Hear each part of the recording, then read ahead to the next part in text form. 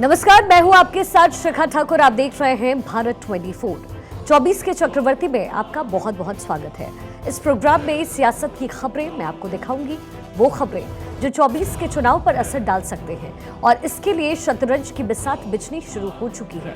रणनीतियां बनाने में सभी पार्टियां इस वक्त जुटी हुई है। 24 के चक्रव्यूह में आज जिन मुद्दों पर हम बातचीत करेंगे उनमें सबसे प्रमुख होगा कूटनीति की जय और विपक्ष को आखिर किस बात का भय। G20 की कामयाबी पर प्रधानमंत्री मोदी की पूरी दुनिया में जमकर तारीफ हो रही है, लेकिन देश में ही विपक्ष को मोदी की ये लोकप्रियता रास नहीं आ रही, इसका भी जिक्र करेंगे। और तीसरी खबर सनातन वर्सेस सम्मान से जुड़ी हुई, सनातन का सम्मान और सनातन का अपमान। राहुल गांधी विदेश की धरती पर जाकर के हिंदू धर्म के बहाने बीजेपी पर हमला लगातार बोल रहे हैं, तो वहीं सपा के स्वामी प्रसाद भी सनातन पर निशाना जमकर साध रहे हैं। वहीं शिवराज सिंह चौहान का कहना है कि सनातन को जिसका न आदि है न अंत है, यानी सनातन पर उन्होंने सवाल उठाया है। अब 2024 का घमासान विश्वकर्मा क्या काम बनाएंगे, ये भी एक बड़ा सवाल है। तो 24 के ये अलग अलग मुद्दे हैं जो एक रणनीति बनाने के लिए किसी भी पार्टी के लिए काफी है और ऐसा किया भी जा रहा है। प्रधानमंत्री मोदी का जन्मदिन 17 सितंबर को होता है और इसी दिन पीएम मोदी विश्वकर्मा योजना को लॉन्च करेंगे। माना यह भी जा रहा है कि इस योजना के जरिए मोदी सरकार ओबीसी पर फोकस कर रही है। इस योजना का ऐलान पीएम मोदी ने 15 अगस्त को ही किया था। बीजेपी के कॉल सेंटर क्या साबित होंगे गेम चेंजर, ये भी एक बड़ा सवाल है। इसके साथ ही 2024 की तैयारी में जुटी बीजेपी ने यह तय किया कि सितंबर के आखिरी तक वो देश में अपने 250 कॉल सेंटर्स भी तैयार कर लेगी। हर कॉल सेंटर से 20,000 कार्यकर्ताओं को जोड़ा जाएगा, जो जाहिर तौर पर मोदी सरकार के कामकाज का प्रचार और प्रसार करती हुई नजर आएगी। G20 की मीटिंग दिल्ली में हुई, लेकिन संदेश पूरी दुनिया में गया है। बीजेपी G20 के सहारे भी मोदी की ब्रांडिंग कर रही है, लेकिन विपक्ष इसे लेकर भी हमलावर है।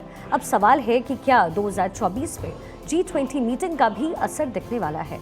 क्या चुनाव में G20 की मीटिंग मुद्दा बन सकती है? क्योंकि कोशिश यही की जा रही है विपक्ष की तरफ से G20 के इस मुद्दे को खूब सियासत तक पहुंचाने की और बीजेपी की तरफ से इस मुद्दे को भुनाने की।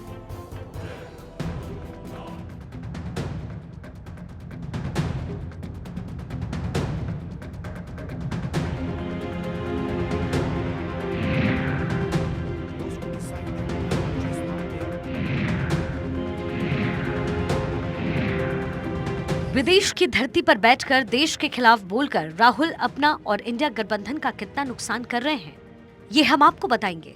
लेकिन उससे पहले ये देखिए कि प्रधानमंत्री मोदी ने क्या क्या किया। नरेंद्र मोदी ने बिहार के सीएम नीतीश कुमार को बाइडेन से मिलवाया। झारखंड के सीएम हेमंत सोरेन की तारीफ की। स्टालिन को भी अमेरिकी राष्ट्रपति से हाथ मिलाने का मौका मिला। हिमाचल प्रदेश के सीएम सुखविंदर सिंह सुक्खू को मोदी ने गले से लगा लिया। ममता बनर्जी भी प्रेसिडेंट के G20 डिनर में शरीक हुई। ये वो मुख्यमंत्री हैं जो इंडिया गठबंधन का हिस्सा और हिस्सेदार हैं। G20 के सफल आयोजन ने मोदी की पॉपुलैरिटी को 10 गुना बढ़ा दिया। आज पूरी दुनिया मोदी के पीछे चल रही है। G20 से मोदी को जो हासिल हुआ है उसे एक सर्वे से समझ लीजिए।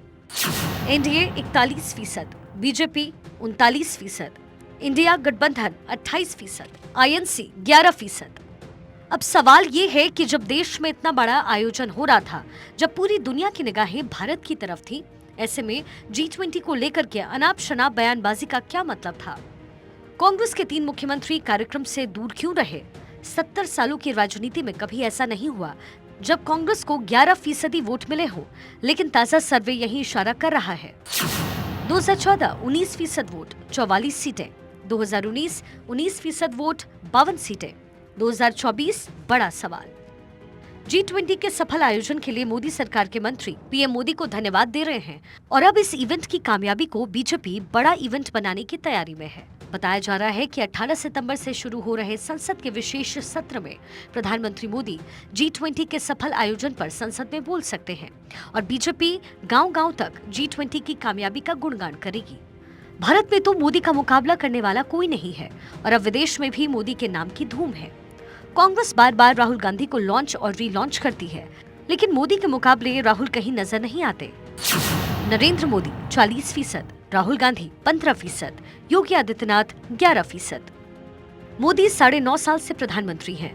शासन में इतना समय बिताने के बाद एंटी इनकम्बेंसी की मुश्किल होती है, लेकिन नरेंद्र मोदी एक यूनिक नेता हैं। 33% दोनों कार्यकाल शानदार, 24% मोदी 1.0 सरकार बेहतर थी, 20% मोदी 2.0 सरकार बेहतर है। G20 मीटिंग ने मोदी की ग्लोबल लीडर की इमेज और ब्रांड मोदी को और मजबूत किया और ये भी साफ कर दिया कि मोदी से टकरा पाना फिलहाल मुश्किल ही नहीं, नामुमकिन है। Bureau report, Bharat 24। और देखिए 2024 का जो अगला चुनावी मुद्दा होने वाला है उसका जिक्र अब करते हैं। विदेश की धरती पर जाकर के कांग्रेस सांसद राहुल गांधी हिंदू धर्म और सनातन के बहाने बीजेपी को लगातार घेर रहे हैं, तो सपा के स्वामी प्रसाद मौर्य भी हिंदुत्व पर लगातार ज्ञान दे रहे हैं। सनातन के सम्मान और अपमान की इस जंग के केंद्र में 2024 का चुनाव है। दोनों ओर से तैयारियां पूरी हो चुकी हैं और चुनाव की तैयारी की जा रही है, लेकिन बयानबाजी अलग अलग मुद्दे पर हो रही है और अब सारी लड़ाई सनातन के इर्द गिर्द घूमती हुई नजर आ रही है, जिसका फायदा 2024 में सभी विपक्षी दल और सरकार को भी होता हुआ नजर आ रहा है।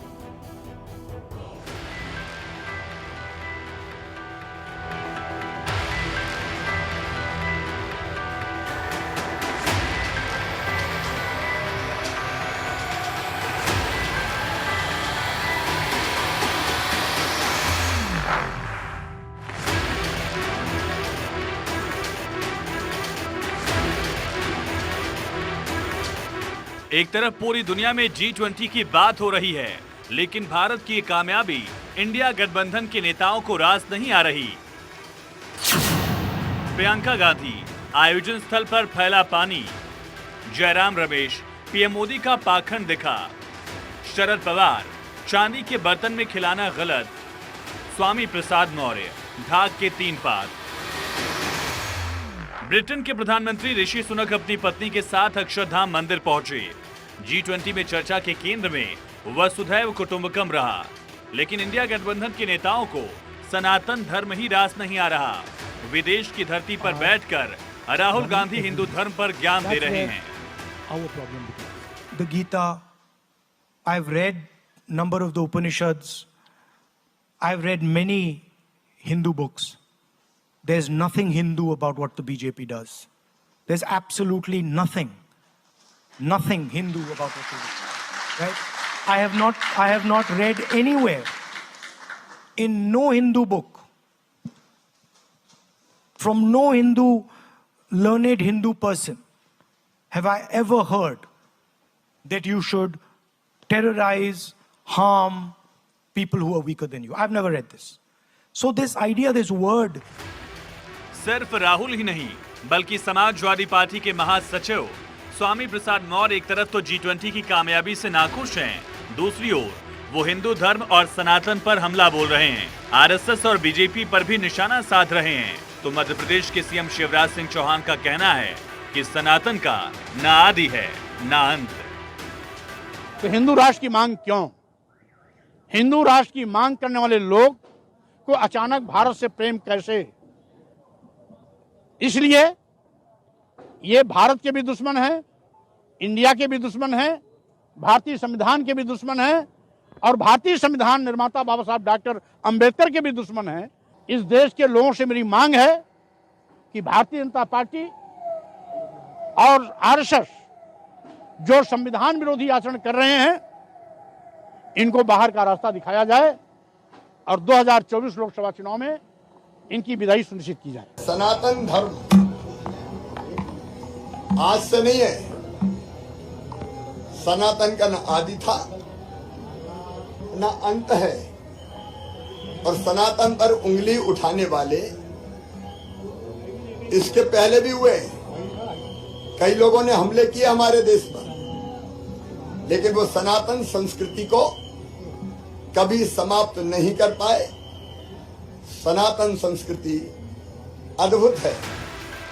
सनातन के अपमान और सनातन का सम्मान करने वालों के बीच जंग से छिड़ गई है। विपक्षी नेता दरअसल सनातन पर हमले के बहाने बीजेपी और आरएसएस पर निशाना साध रहे हैं। Bureau report, Bharat 24। चुनावी मोड ऑन है तो बात चुनाव की हो रही है और चुनावी जो लगातार सियासी दल है उसकी हम कर रहे हैं। चुनावी मोड में अलग अलग वो मुद्दे हैं जिसको भुनाने की कोशिश तमाम पार्टियां कर रही है। अब ऐसे में एक मास्टर स्ट्रोक है बीजेपी के पास। 15 अगस्त को प्रधानमंत्री मोदी ने विश्वकर्मा योजना का ऐलान किया। 17 सितंबर को योजना की लॉन्चिंग होगी और इसी दिन प्रधानमंत्री मोदी का जन्मदिन भी है। अब बीजेपी ने अपने 70 मंत्रियों को अलग अलग शहरों में इस वक्त तैनात किया जो योजना की लॉन्चिंग के मौके पर मौजूद रहने वाले हैं। लेकिन क्या विश्वकर्मा योजना ओबीसी वोटर्स को अपने पाले में लाने के लिए बीजेपी का सबसे बड़ा प्लान है? क्या ये योजना 2024 के चुनाव में एक गेम चेंजर वाकई साबित होगी? और देखिए, अगर ऐसा होता है तो फिर विपक्ष के पास इसका काट क्या है? एक रिपोर्ट देखिए।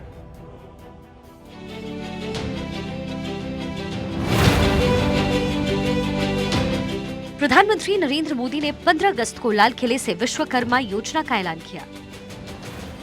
इस योजना की लॉन्चिंग विश्वकर्मा पूजा वाले दिन 17 सितंबर को होगी। बीजेपी इसे मेगा इवेंट बनाने की तैयारी में है।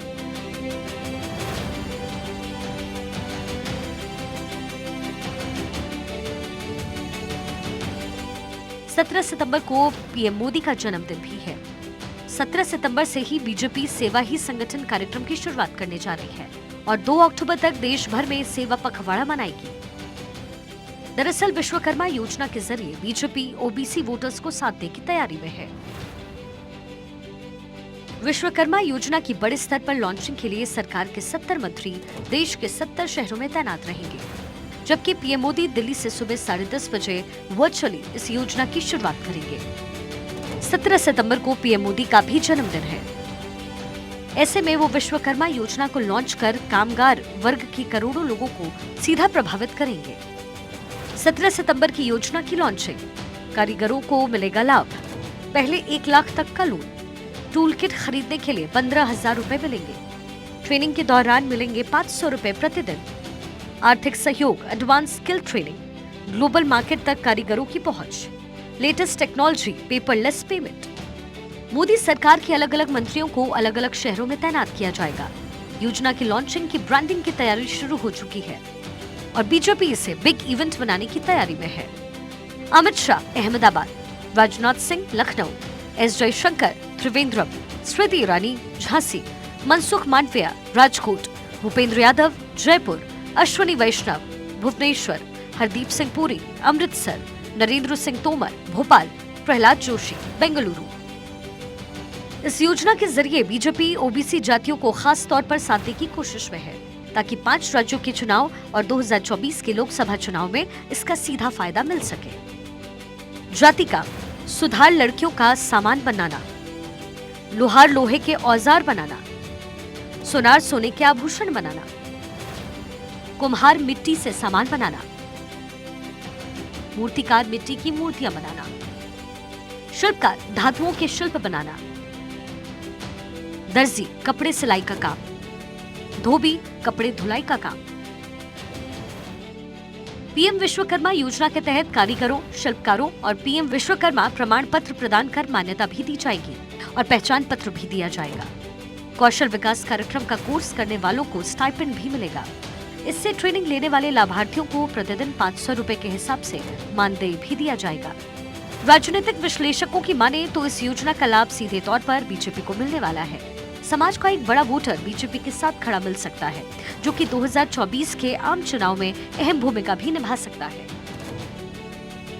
करोड़ों कामगारों की किस्मत बदलने और उनका बेहतर व्यवसाय को स्थापित करने के लिए प्रधानमंत्री विश्वकर्मा योजना, जो इस महीने 17 सितंबर को लॉन्च होने वाली है। आपको याद होगा कि प्रधानमंत्री नरेंद्र मोदी ने लाल किले की प्राचीर से इसका जिक्र किया और दूसरे ही दिन कैबिनेट की बैठक में इस पर मोहर लगा दी। कैमरा पर्सन मुकेश के साथ अदिति नागर, भारत 24। G20 समिट का समापन इस वक्त हो चुका है, लेकिन G20 समिट के दौरान मोदी की मेहमान नवाजी के कुछ रंग देखने को मिले। कुछ तस्वीरें आपके सामने, जिसमें प्रधानमंत्री मोदी ने अपने विदेशी दोस्तों का स्वागत पूरी गर्मजोशी के साथ किया। ये तस्वीरें आपको हम दिखा रहे हैं जो G20 समिट की है। और जब डिनर गाला के लिए तमाम राष्ट्राध्यक्षों की मुलाकात प्रधानमंत्री मोदी से हुई तो कुछ इस तरीके से गर्मजोशी के साथ प्रधानमंत्री मोदी मुलाकात करते नजर आए और ये तमाम राष्ट्राध्यक्ष भी यहाँ पर हिस्सा लेते हुए नजर आए।